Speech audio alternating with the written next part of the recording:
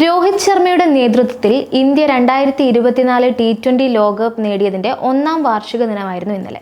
കഴിഞ്ഞ വർഷം June 29-ന് ബാർബഡോസിലെ Kensington ഓവലിൽ ദക്ഷിണാഫ്രിക്കയെ 7 റൺസിന് തോൽപ്പിച്ചാണ് ഇന്ത്യ കിരീടത്തിൽ മുത്തമിട്ടത്.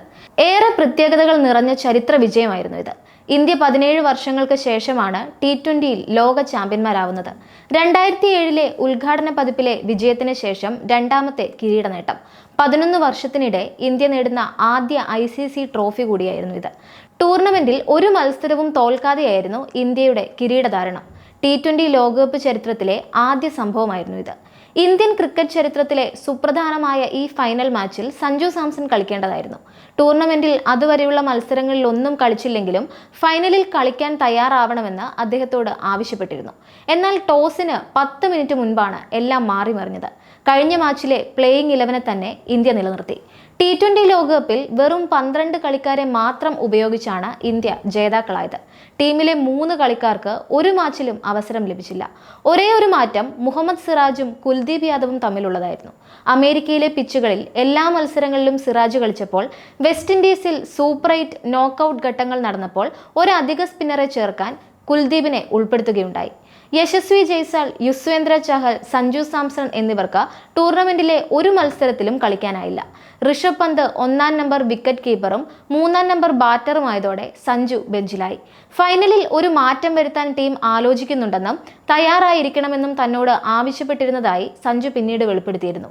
തന്റെ ജീവിതത്തിലെ ഏറ്റവും വലിയ ദുഃഖം എന്നാണ് ഈ സംഭവത്തെ സഞ്ജു കഴിഞ്ഞ വർഷം ഒക്ടോബറിൽ ഒരു അഭിമുഖത്തിൽ വിശേഷിപ്പിച്ചത്.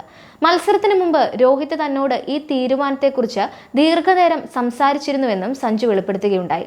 ടോസിന് 10 മിനിറ്റ് മുമ്പായി രോഹിത് തന്നെ അരികിലേക്ക് കൂട്ടിക്കൊണ്ടുപോയി പ്ലേയിങ് 11-ൽ ഉൾപ്പെടുത്താത്തത് എന്തുകൊണ്ടാണെന്ന് വിശദീകരിക്കാൻ തുടങ്ങിയെന്നും നമുക്ക് മത്സരം ജയിച്ചിട്ട് സംസാരിക്കാമെന്ന് താൻ അദ്ദേഹത്തോട് പറഞ്ഞുവെന്നുമാണ് സഞ്ജു വിശദീകരിച്ചത്. 1 മിനിറ്റ് കഴിഞ്ഞ് രോഹിത് തിരിച്ചു വന്ന് നിങ്ങൾ എന്നെ മനസ്സിൽ ശപിക്കുന്നുണ്ടെന്ന് എനിക്കറിയാമെന്നും നിങ്ങൾ സന്തുഷ്ടനല്ലെന്ന് കരുതുന്നുവെന്നും പറഞ്ഞതായും തുടർന്ന് ഇരുവരും തമ്മിൽ കുറച്ചധികം നേരം സംസാരിച്ചു എന്നും സഞ്ജു വെളിപ്പെടുത്തിയിരുന്നു. ഒരു കളിക്കാരനെന്ന നിലയിൽ തന്റെ വലിയ സ്വപ്നമാണ് ഈ ഫൈനൽ എന്നും ഇത്തരമൊരു വേദിയിൽ രാജ്യത്തിനായി എന്തെങ്കിലും ചെയ്യണമെന്നത് കുട്ടിക്കാലം മുതലുള്ള ആഗ്രഹമാണ് എന്നുമാണ് ആ സമയത്ത് സഞ്ജു രോഹിത്തിനോട് പറഞ്ഞത്. ഇത് കേട്ട രോഹിത് തന്റെ ടീം പാറ്റേൺ എങ്ങനെയാണെന്ന് വിശദീകരിച്ചുവെന്നും രോഹിത് തന്നോട് ഇക്കാര്യങ്ങൾ പറഞ്ഞതിനെ പൂർണ്ണമായും ബഹുമാനിക്കുന്നുവെന്നും രോഹിത്തിനെ പോലുള്ള ഒരു ക്യാപ്റ്റനൊപ്പം ഒരു ലോകകപ്പ് ഫൈനൽ കളിക്കാൻ കഴിഞ്ഞില്ല എന്നത് തന്റെ ജീവിതത്തിലെ ഏറ്റവും വലിയ ദുഃഖമായിരിക്കുമെന്നും പറഞ്ഞുവെന്നാണ് സഞ്ജു വ്യക്തമാക്കിയത്. രോഹിത്തിന്റെ സ്ഥാനത്ത് താനായിരുന്നു ക്യാപ്റ്റനെങ്കിൽ പ്ലേയിങ് 11-ലെ താരങ്ങളെക്കുറിച്ചോ സ്വന്തം ബാറ്റിങ്ങിനെ കുറിച്ചോ ആയിരിക്കും ആ സമയത്ത് ചിന്തിക്കുകയെന്നും ടീമിൽ ഇടം ലഭിക്കാത്ത കളിക്കാരനോട് പിന്നീട് കാര്യങ്ങൾ വിശദീകരിക്കാമെന്ന് കരുതുമെന്നും എന്നാൽ എന്തുകൊണ്ടാണ് താൻ ഈ തീരുമാനമെടുത്തതെന്ന് വിശദീകരിക്കാൻ നിർണായക മത്സരത്തിന് തൊട്ടു മുൻപ് രോഹിത് അടുത്തെത്തിയെന്നും അതുവഴി തന്റെ ഹൃദയത്തിൽ ജീവിതകാലം മുഴുവൻ നിലനിൽക്കുന്ന ഒരു സ്ഥാനം അദ്ദേഹം നേടിയെന്നും സഞ്ജു പറഞ്ഞിരുന്നു. കിരീട നേട്ടത്തിന് ശേഷം രോഹിത് ശർമ്മ, വിരാട് കോഹ്ലി, രവീന്ദ്ര ജഡേജ എന്നിവർ ഫോർമാറ്റിൽ നിന്നും വിരമിച്ചു.